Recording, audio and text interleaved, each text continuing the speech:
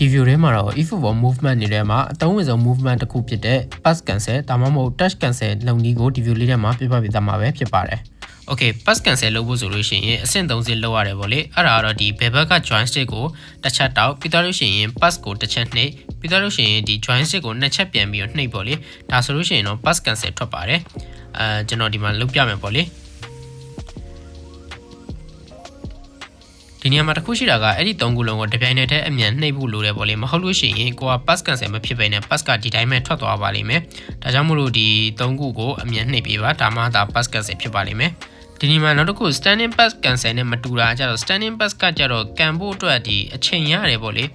ဒီရိုးရိုးတန်းဒီ pass cancel ကကြတော့အချိန်မရဘူးဘောလုံးဆွဲပြေးနေမယ်ဖြစ်ဖြစ် cancel ရတာဖြစ်တဲ့အတွက်သူကဒီ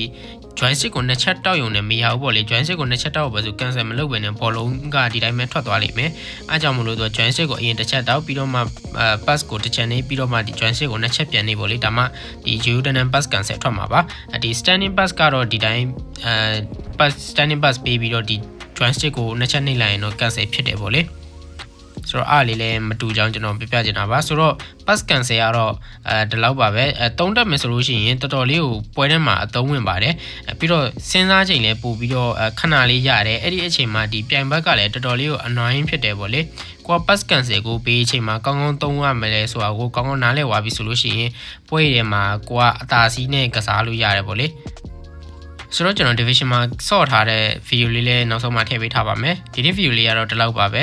like and follow လေးလုပ်ခဲ့ဖို့လည်းမမေ့ကြပါနဲ့အောင်အားလုံးကျေးဇူးများတင်ပါတယ်